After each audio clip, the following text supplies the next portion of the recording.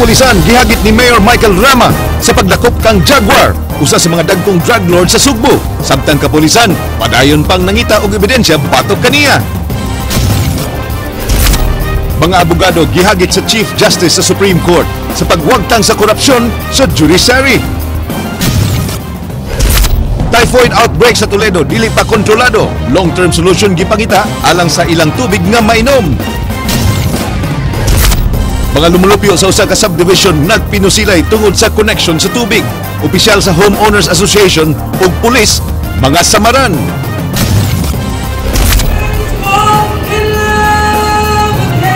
Representante sa Sugbo sa Rising Stars Philippines nangayo og suporta sa mga Bisaya.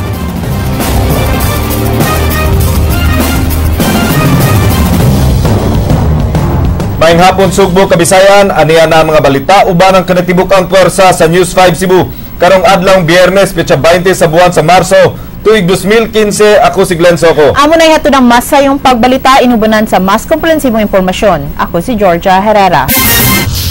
Nangayo og suporta sa kahugpungan sa mga abogado sa Vice Presidente Jejomar Binay alang sa iyang planong pagkandidato pagka-presidente sunod tuig. Si Binay ang pinasidunggang bisita sa tulo ka adlaw nga National Convention of Lawyers nga gipahigayon karong adlaw. Jinky Rosit, sugin ni Mi. Gawas sa mga sakop sa Integrated Bar of the Philippines na nambong sab ang mga huwes nga gipanguluhan ni Chief Justice Maria Lourdes Sereno, giauhag niini ang IBP nga mohimo og disciplinary measures ngadto sa mga badlungon nga mga manlalaban. That the confluence of thought, time, and events on the problem of judicial and lawyer misconduct has come, and it has come now. Giklaro sa Supreme Court nga di sila manginlabot sa kontrobersiya nga giatubang sa abogado nga si Attorney Jonah John Ungab ug gitugyan na lang nila kini sa IBP. And then the IBP will conduct its investigation and then will submit its report and recommendation to the Supreme Court. Tinguha sab sa Chief Justice nga wag tangon na sa hingpit ang naghitak nga korupsyon sa mga huwes ug abogado. Kini human masuta nga daghan pa kanila ang nagdawatan og kwarta bugti sa kadaugan sa usa ka kaso nga gigunitan. The time has come for the international organized bar to focus not only on the briber but also on the bribe taker. Pinasidunggang dinapit sab sa mong kalihukan si Vice President Jejomar Binay na ngayo kinig suporta sa mga abogado alang sa sunod tuig nga presidential elections. With God's grace, the will of our people, and your support as fellow lawyers, a member of the bar who has the experience and competence in both leadership and management may well be able to lead this country and be at the helm of government in 2016.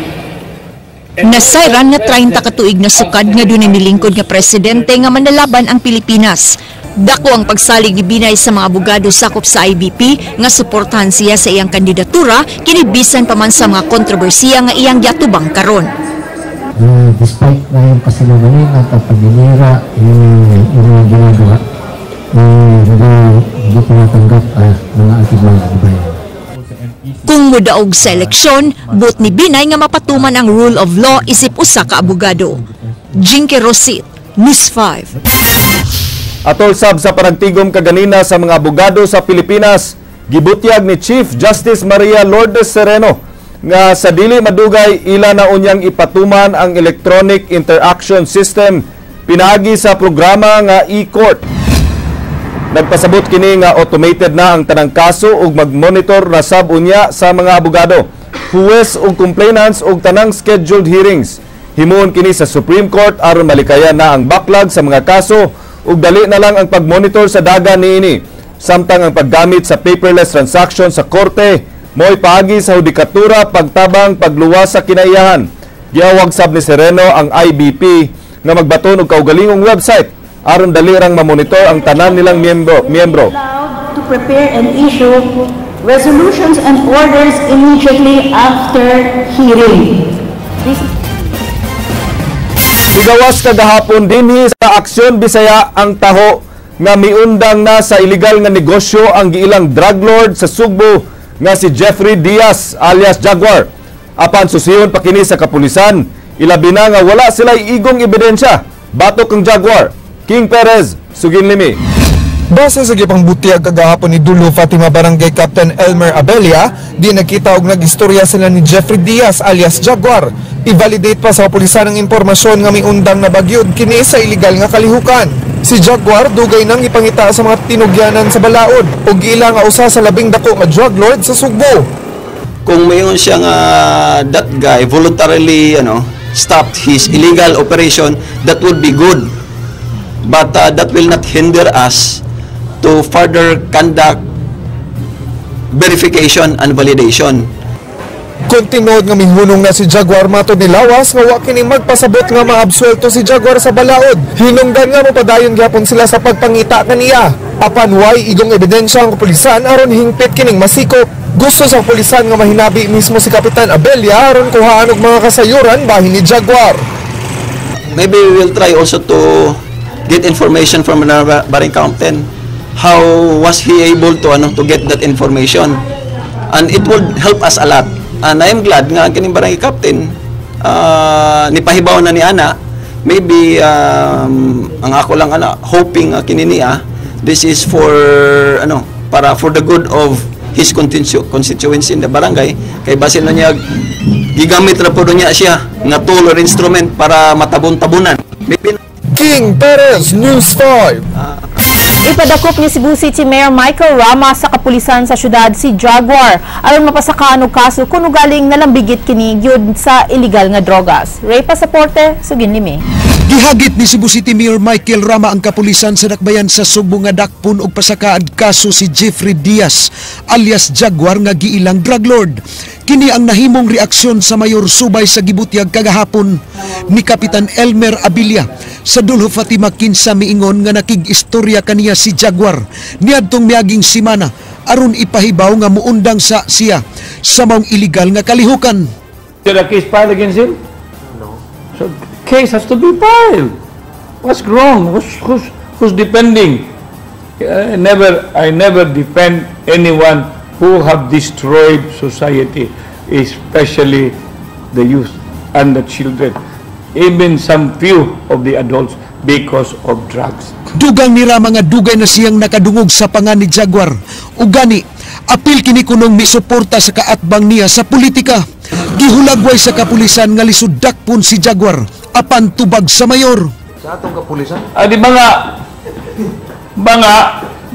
that's a challenge to the Philippine National Police, challenge to Bong Santander, challenge to PICA, challenge to those who believe in the rule of law. Alang ni Rama, di siya mobilib sa kapulisan kundi madakpan og mapasakan og sumbong sa korte si Jaguar. Sanglit daghanang nabiktima sa drogas kun ugaling apil sa maong illegal nga negosyo si Jaguar. Ray Pasaporte, News 5.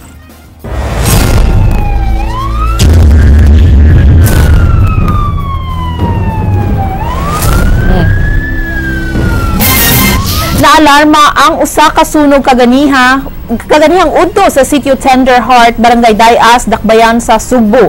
Apan wala na maabti sa mga bombero ang sunog nga daling napawong sa mga lumulupyo sa maong dapit.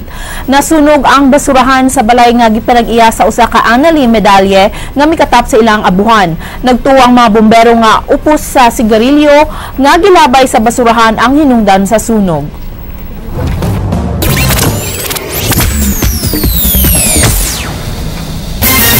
Gisugdan na niya atong Sabado ang unique o labing bagong reality singing search sa Kapatid Network, ang Rising Stars of the Philippines. Sugin ni JP Lauquatsera. This is Rising Stars Philippines. Human sa pagpangita sa mga bangkiitang mga awit gikan sa 20 ka mga syudad sa Pilipinas, hingpit na gyung gisugdan ang panagtigi sa entablado alang sa mga Rising Stars hopeful. Gawas sa audition venues, mahimo sab nga mosalmo at pinaagi sa video selfie sa lahi nga singing search sa TV5. We made auditions much easier because of course you can audition still in our audition stations that we used to have in the malls, but anybody can audition who's a good singer with their cell phone. So that's a big difference. And you can even now that the show started already, you can still join and you can challenge the contestants that are on TV using your cell phone. And it's interactive and it gives the opportunity to people to get their 15 seconds of fame even if they don't win maybe the biggest prize. So it's very interactive and allows a lot of participation.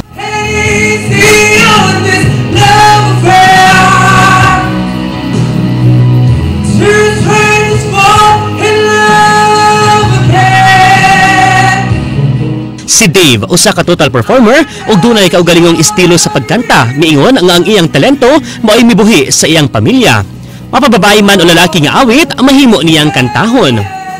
Expect for a great show nga ligabot ako sa Manila. Expect nga nindot tayo ang akong ipagawa sa kanila. Ang maong reality singing competition makita matag Sabado ug Domingo sa alas 10 sa gabi, hosted by kapatid Venus Ra and Ogie Alcacid. Ayaw si Peta sa pagtanaw karon si Manaha mga kapatid kay ato na ang masaksihan ang pagigtigi ni Dave uban sa mga nagkadiang contestants lukop nasod. I would like to invite everybody to come and watch the contestants from Cebu, and actually this Saturday, coming Saturday at 10 p.m., that's when Cebu is also going to be featured on TV5. JP Laukat Sara na nagsasabing, aanin mo pa ang iyong magandang boses kung paos ka. Agay! News 5.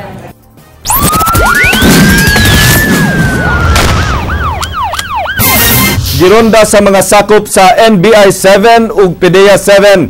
Ang usa ka warehouse sa Barangay Pacnan sa Dakbayan sa Mandawi kagahapon sa udto, di nakumpiska ang 11 milyones pesos nga balor sa mga used clothing o ukay-ukay. Andrea Patenya, Suginlimi. Usa ka informant ang miduol sa National Bureau of Investigation 7 aron ipahibaw ang kadudahang negosyo mao nga dali kini nilang giimbestigar. Actually, nagkanda kami dito ng surveillance sa test buy prior to the application of search warrants. After mag-test buy, na-confirm namin na mayroon ditong tinatago na mga used clothing, imported used clothing and rugs sa loob ng warehouse. Human malutsi og search warrant, gironda nila uban ng Philippine Drug Enforcement Agency 7 ang Mandawi Warehouse Park nga gi-operate sa AV Value Holdings Corporation. Ilang naatlan ang pagpanghakot niining mga ukay-ukay aron ibalhin sa delivery van nga white plate number. Naaktuhan sa maong operasyon silang Cecil Belucura ug ang Korean national nga si Gu Jung-hoy, kinsa wa makapakita og passport ug ang iyang driver's license nakalatid nga taga AS Fortuna Mandawi City siya. Nagnegatibo sa illegal drugs ang warehouse base sa gihimong pakisusi sa K9 units. Wa miluwat og pamahayag ang mga dinakpan ug igura silang naglingo-lingo dihang gipangutana kung sila ba ang tag-iya sa maong negosyo nga niadtong 2012 pa nagsugod ug operate dinhi sa Sugbo. According to our informant, galing ito sa Korea tapos dinadaan dito sa Cagayan de Oro Port. Based on sa bill of lading and other documents that we seize,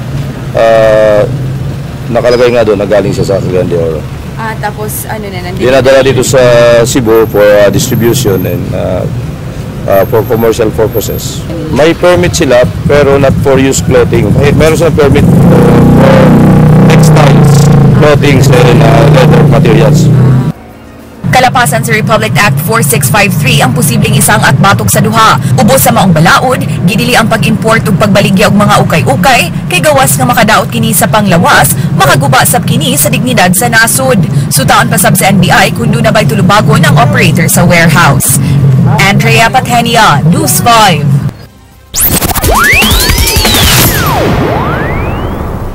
Wala mahinayon ang hearing sa taxi driver nga gireklamong nang labay og sinsiyo ngadto sa iyang pasahero kagahapon kay wa makatambong ang reklamante. Mubalik si Andrea Patenya. I-reset sunod simana ang hearing tali sa taxi driver nga si Joel Ramos nga gireklamong ng labay ug sukli ug mitiun og kutsilyo ngadto sa iyang pasahero nga si Dave Horca. Human wa makatunga si Horca sa buhatan sa Land Transportation Franchising and Regulatory Board 7 kagahapon sa hapon tungod sa emergency. Nasayran nga ang hearing unta kagahapon, kinahanglang dunay mapakitang ebidensya ang duha ka habig. lain sila version, so importante ko nga ito yung ipa-underoat ang ilang mga testimony para we will have also basis to evaluate and act accordingly. Ischedule sab sunod si Mana ang hearing sa laing napo ka taxi drivers nga gireklamong wa misunod sa 10 peso discount ug gipang reklamo niya itong miaging semana. Nalipay si Attorney Antipuesto nga gikan Lunes hangtod Huwebes karong semanaha, usa na lang ka reklamo ang ilang nadawat apan di kini nila maimbestigar kay di mo pakita ang complainant. Padayon silang nanawagan sa taxi drivers nga aron malikayan ang multa ug kahasol sa pagbalik-balik sa ilang opisina, utuman na lang sa ilang provisional taxi flag down rate reduction. Kaning pag-argue pag sa pasahero is not the proper means. So, ato lang i-comply anyway there is a mechanism na mga pending po nga kuan legal recourse na dili ang solusyon nga magtig-away tawag pasahero. Gipasabot sab ni Attorney Antipuesto nga ilang i-forward sa ilang uluhang buhatan ang resolution ni Bukal Arley Sitoy nga nag-awag sa LTFRB sa pag-recalibrate sa taxi aron himuong 30 ang flag down rate aron di na maglalis ang mga driver ug pasahero. Nasayran nga wa gipa-recalibrate sa LTFRB board ang mga taxi meters kay provisional ra ang flag down rate reduction ug mahimo ra kining mabawi sa umaabot nga mga adlaw. Andrea Patania, News 5. Bibisita sa Sugbo ang pangu sa Philippine Commission on Women nga si Remedios Riquen aron mamulong atubangan sa kapulisan sa rehiyon sa gihimong Women in Peace and Security Seminar. Diskutan sa maong seminar ang role sa mga policewomen sa pagpatunhay sa seguridad sa matag komunidad. Gituki sab sa seminar ang Bangsamoro Basic Law nga usa sa mga dakong hisgutanan karong subay sa kalinaw sa atong nasod. Women really plays an important role in any aspects of life. Like kamo sa media na mga babae. Muna na ang ginadiscuss noon diri, this is something to do with the current issues on peace process. Department of Health may padayag na dili pa kontrolado ang typhoid outbreak sa usa ka sitio sa Dakbayan sa Toledo. Usa ka long-term solution ang ilang gipangita aron luwas ang tubig nga magamit gikan sa ilang atabay. Andrea Patenia, Suginlimi. Kuyog ang News 5, subling gibisita sa mga sakop sa Regional Epidemiology Surveillance Unit sa Department of Health ang Toledo City Health Office aron pagpangumusta sa status sa typhoid outbreak sa sitio Bayabas, Barangay Subayon sa Maong Dakbayan. Sukway sa gideklarar ni Vice Governor Agnes Magpale nga pasiraduhan na ang atabay, dinhi gihapon magkuha og tubig ang mga lumulupyo sa sitio. Ang tabay na palgan nga positibo sa Kagaw nga mao'y hinungdan sa typhoid outbreak. Kaganihang udto, gipaybaw nata ng mga residente nga magsag-ob na daan og tubig alang sa 12 ka oras nga konsumo.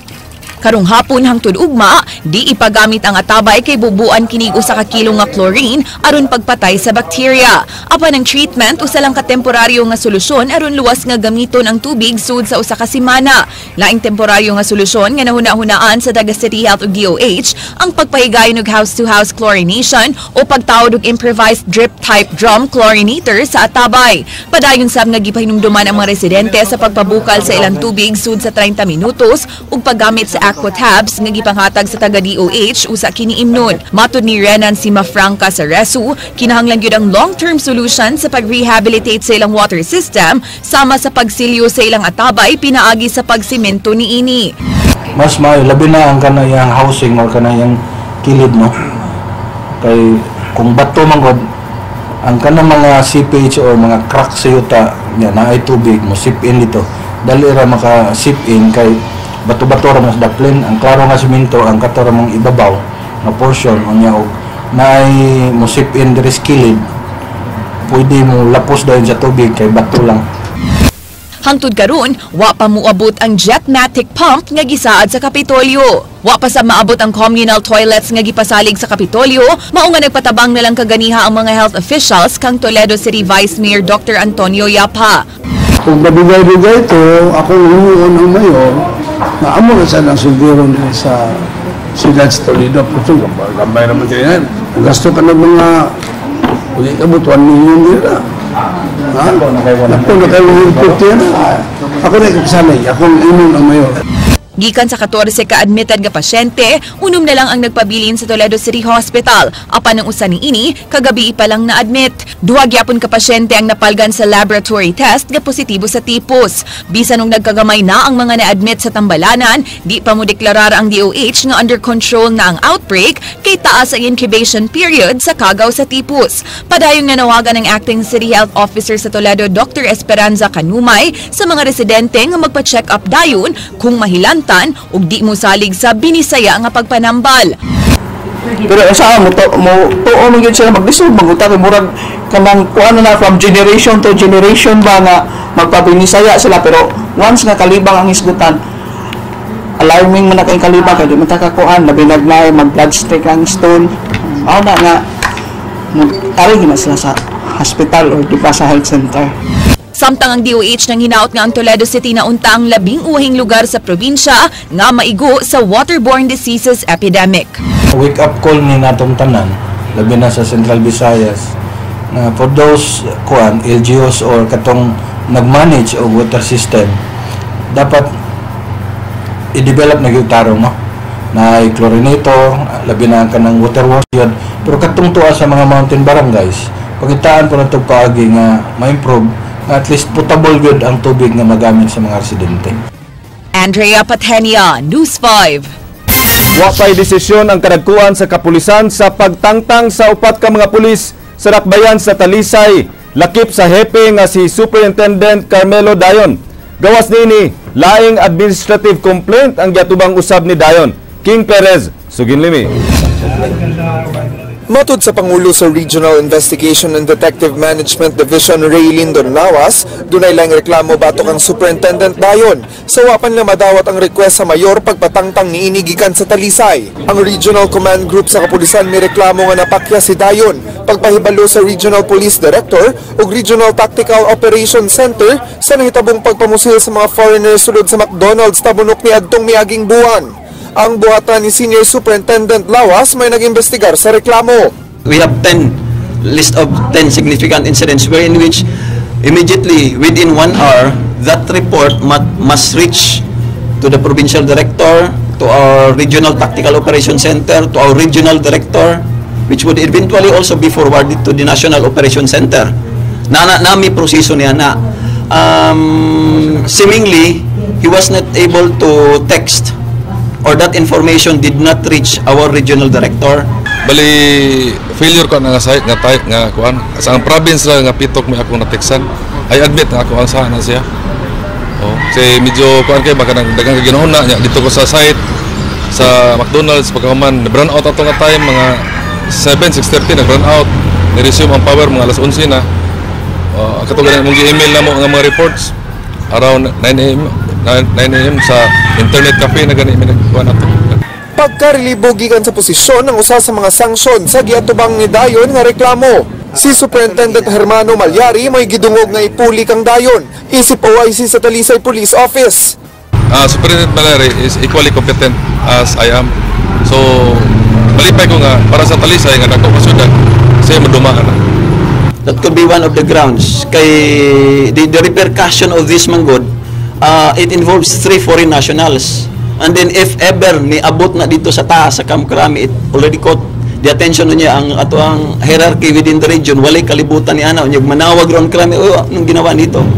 Ang hepe sa Talisay Police mipasaka og sumbong arson batok ang Mayor Johnny De Los Reyes tungod sa pagsunog sa usa ka truck nga gi-impound. Apan sumala sa certification nga nakuha ni Superintendent Dayon, wala na sa Children of Cebu Foundation ang ilang mga testigos nga 2 anyos nga batang babae ug ang 4 anyos nga batang lalaki nga gidala dito sa taga City Hall human sa pagkasunog sa truck. Ako lang pasagdan ako ang mga investigators kung unsa ilang investigation build up. Amo lang ipasabot sa headquarters kung unsa among mga moves na gi-house para ma-locate ni mga witnesses. King Perez, News 5. Isalig na lang ni Mayor Michael Rama nga tuhang PRO7 Regional Director Prudencio Tom Banyas ang pagpatunhay sa kahapsay ug kalinaw sa dakbayan sa Sugbo. Ray Pasaporte, Suginlimi. Duna na say bag-ong officer in charge ang Cebu City Police Office nga si Police Senior Superintendent Mariano Batyansela. Human gibalhin sa Campo Crame si Senior Superintendent Conrad Capa nga nahimong OIC sa CCPO sud sa 3 ka buwan. Giklaro ni Rama nga wa pa siya gihuptang pangan sa mga pulis nga iyang pilian aron itudlong permanenteng hepe sa dakbayan sa Sugbo. The most important thing is, if I will decide, what will happen? Will it be there for how long? I mean, that should be established. Cannot have a peace chief of police. Look at Romana. Did you know where Romana now is? I visited him to know whether he is really getting the promotion. I don't know if it's a promotion. You know, I just pity when you talk about hierarchy, echelon, right now at the PNP level. Nagtuo si Rama nga dunay nagpaluyo sa movement karon sa PNP ug mao kini ang hinungdan sa iyang kabalaka kun duna siya gustong palingkuron sa CCPO basin og pangitaan na sab og rason aron ibto na pod og ibalhin. Gihugon-hugon nga apil sa lista ang pangani Batyansela sa papilian sa mayor. Nasayran nga si Batyansela dugay nang nadestino sa Cebu City Police Office. Because in the city of Cebu, we observe RL, rule of law, under the administration of Rama Labella. Why? I mean, emphatic about it. Because we both are lawyers. When you are a lawyer, you ought to uphold the law. Ray Pasaporte, News 5. Pulis ug presidente sa Homeowners Association nagkalalis ug nagpinusilay sud sa subdivision. King Perez, Suginlimi. Gidala sa managlaing tambalanan ng samarang presidente sa Homeowners Association ug pulis nga nagpinusilay sud sa Corinthian Subdivision sa Barangay Basak sa Dakbayan sa Lapu-Lapu pasado alas 12 ganihang udto. Gila ang duha nga si Ruben Raffles ug si PO3 Dennis Kamunay nga sakop sa Cebu Provincial Police Office. Na-recover sa kapulisan ang duha ka kalibre 45 nga gipanag-iya ni Raffles ug ni PO3 Kamunay ingon man kining mga slug sa crime scene. Gingong nagkalalis ang duha dihang mamutulon ta og metro sa tubig si Raffles. Nasayran nga dunay mga residente nga dugay mamayad sa tubig sa mga subdivision. Gibadlong sa pulis si Raffles ug bihang nagkainitay unang mipabuto sa iyang armas ang presidente sa homeowners nga nagdaan sa iyang armas. Sa ilang organisasyon nila sir, marami pa sila ilalis din na lodge na po ni sa barangay ang ilang problema. King Perez, News 5. Kuman masuroy ang Bohol River, lain na sab nga ecotourism site sa lungsod sa Aluginsan nga wa pa kayo mahibawi sa kadaghanan. Kini mao ang Hermits Cove sa Barangay Cantabugon ug kun unsay mga activities nga mahimo didto Georgia. Ato kining mahibawan uban ni Andrea Patenya. Pila ka minutos gikan sa Bohol River, mahimong malakip sa Aluginsan Tour Package ang Hermits Cove nga nahimutang dinhi sa Barangay Cantabugon. Gawa sa land trip, mahimong musakay ni ining motor bangka din igura mo balhin og mas dako nga pump boat gikan sa Baroto ug mugawas dayon sa baba sa Sapa dayon lahos sa Tanian Street. Gikan sa pump boat, makita ang white sand beach sa Hermits Cove ug inigabot sa baybayon, laing version na sab sa tradisyon nga palina ang ipahigayon aron pagpasalamat sa mga espiritu alang sa luwas nga biyahe. Sugaton gyapon og laing version sa Bisaya nga mga kanta ug sayaw.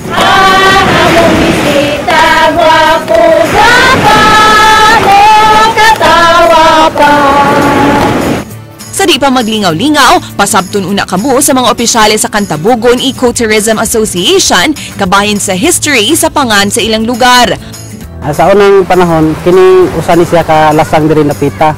Din gikadlukan sa mga tao ato sa kaniadto ng layas kay tungod kay naatong dakong kinasong nga katong hilagtangog nga inigbuga ato niya sa laway, mamatay ang mga tao.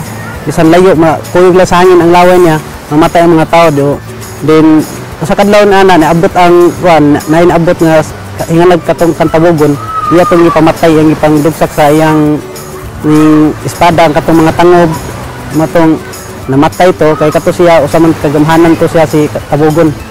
Giingong gilubong dayon sa ermitanyong si Tabogon ang iyang bungot ug kuko sa bus nga giturukan og krus ug kalit nga nawa. Aron paghandom sa ermitanyo, ginganlan ang lugar sa barangay Cantabogon ug Hermits Cove. Human sa storytelling, dunay demonstration kung unsaon paghimo sa ilang specialty nga mao ang puto nga ginama sa buli, ingon man landang making. Kaning puto nga buli, ma'am, is nahimo ni siya gumikan sa unang panahon nga lisod pa kayo ang pagkaon sa mga katigulangan niya. Sagad sa mga tao diri, ma'am, sa unang panahon is layo manggod kayo ang sagad nila sa pangita is mag-uuma or mangingisda. Niya, siyempre lisod man gyud kung walay kuha sa dagat, wadyoy pagkaon. O mao ni ang buhaton nga haron maka isangan-sangan sa pagkaon. Himuon kini pinaagi sa pagputol ug pagpanit sa lawas sa kahoyng buli. Salisiun kini ug ibuwad sa init. Inig uga, bantulayon kini hangtod nga mahimong sama sa pulbos ang texture. Ag-agon dayon aron mas pino ang iyang pulbos. Unawon kini sa tubig ug sagulan ug mais, tuno sa lubi ug asukar. Dayon lutuon sa sugong. Pero kung ano siya, kung hangin kayo, di siya matarong og kaluto. Ang iyang kayo kay kinahanglan na kayo moderate lang. Nasayran nga samtang maghuwat ang mga katiguangan sa una nga maluto kini, magkanta-kanta sila nga may resulta sa pag-compose nila sa kantang gitawag nga Komposo sa Buli. Ini kaluto, hiwaon dayon aron mahimong loaves ang puto gamit ang nylon. Sagulan kini og latik sa di pa kanon. Human sa demonstration sa pagluto og puto nga buli, musunod ang lecture kabahin sa kamahinungdanon sa mga corals o kagasangan nga angay nga ampingan. Ug aron mas ma-appreciate gyud sa mga turista ang nindot nga coral reef sa ilang kadagatan, lakip sa mga itinerary sa inyong tour sa Hermits Cove, mao ang makalingaw nga snorkeling activity. Ang coral reef, ma'am, or kagasangan, usa jud kini siya ka importante o katingalahang bahandi sa kadagatan. Sama sa ubang mata nga may kinabuhi, sama sa mga isda o uban pang matang sa kadagatan, na kinahanglan din sila og mga puloy-anan or agianan haron ilang masuroy-suroyan.